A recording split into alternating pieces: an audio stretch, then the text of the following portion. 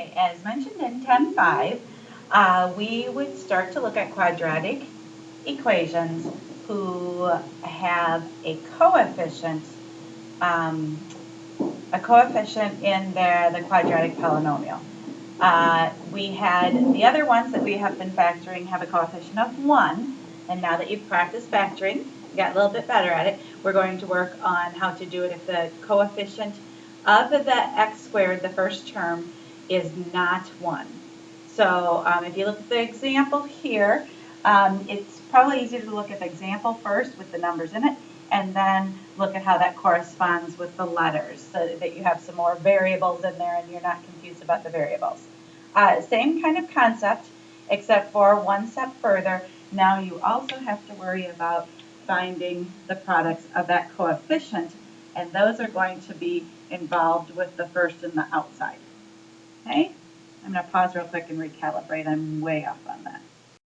So continuing on, we now have to be sure that we work on the products of the coefficient here, which will affect our first terms, and it will also affect our O and our I, our OI terms, right? So we have to make sure that those are working together as well. Let's go ahead and get started on some of these.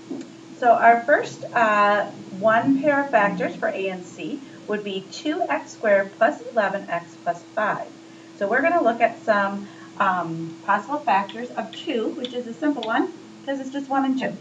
So we have to decide then also how those are going to work with the factors of, and they gave you another nice one, 1 and 5 for our L terms, and how those all fit in with the sum for our OI term, our 11x.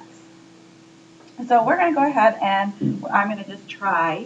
I'm going to do 1x. I'm going to write the 1 coefficient just to accentuate that. And I'm going to do plus 1 for this side, and then I'll do my 2x plus 5. Just went straight from my factors there.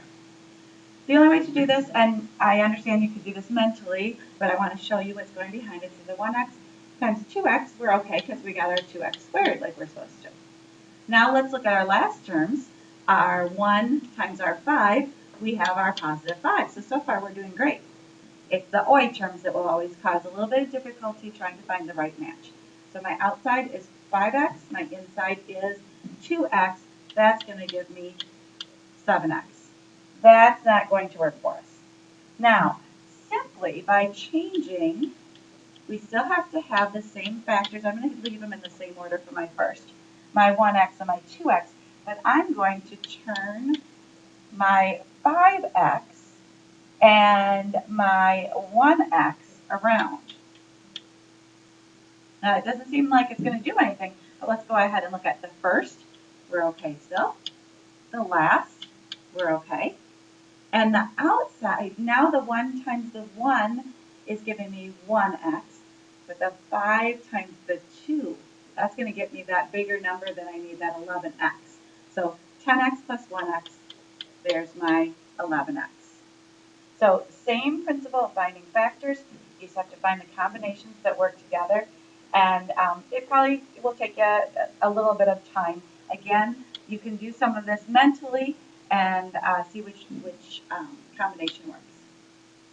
So the next one, 3x squared, we have a minus 4x and a minus 7. So this one's going to be a little bit different.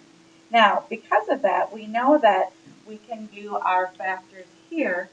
Again, it's a prime number, so we could do a negative 1 and a positive 7.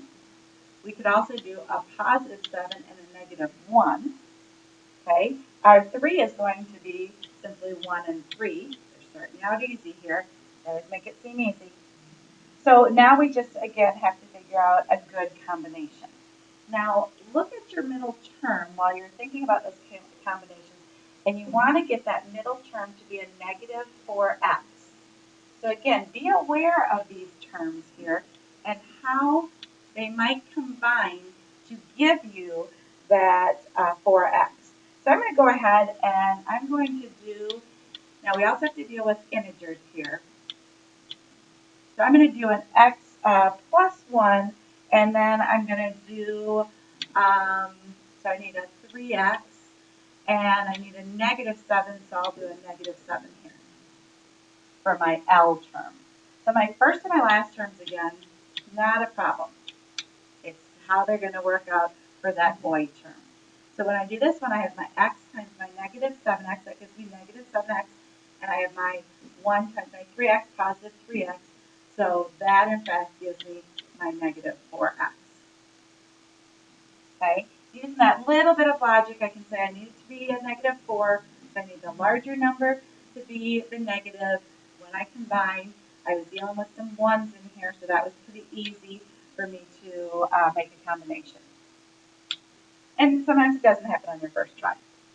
Right? Now we have several pairs of examples. Now if you look at this one in the book, they do a lot of checking on it. We're going to say, well, that we have 1 and 6 here. We have 2 and 3. For 15, we have 1 and 15. We have 3 and 5. And then again, it's a matter of how we put those together. Okay? I always look, I figured out my first and my last, the combinations there, but I always look at that OI term, a -19. So looking at these numbers, where a -19 might come in is going to be the tricky part. If I just did a 5 and a 3, I'm at 15, I'm kind of close, but I'd have to get 4 more there. So figuring out how I'm going to put those patterns together is going to be important. So I'm going to go ahead and I'm going to try my 2's and my 3's, I think, for my x terms, because I know I have to get it larger than my 15. So I'll do my 2x and my 3x. So I have my first, my 6x squared. Now I'm going to look at my last term, and it's a positive, so I either need 2 positives in there or 2 negatives in there. And so I'm going to go ahead, now I have to get a negative term in the middle though. So I'm going to go ahead and try the negatives first. Okay, so in doing so, I know now that my 15 at the end will be positive, but I have to figure out what my combination is going to be. I'm going to try my 3 and my 5. So let's go ahead and look at that. I have my 6x squared. I have my positive 15. Those are the easy ones. Let's work out the OI. 2x times -3 is -6x. And then, oh, I have another negative 15x. So I went too high that time. I end up with negative 21x. Let's try just switching those around because I did come close to that. Let's do it on -3 and -5 this time because I wanted to be a little bit lower, and so I want my combination there to make that a lower number in the middle.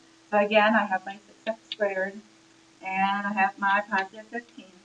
What's going to happen in the middle? This time 2x times -5 is going to be -10. -3 times -3 times positive 3x. Oh, there's my 19x. In the book, they try all the different combinations before they find out which one will work.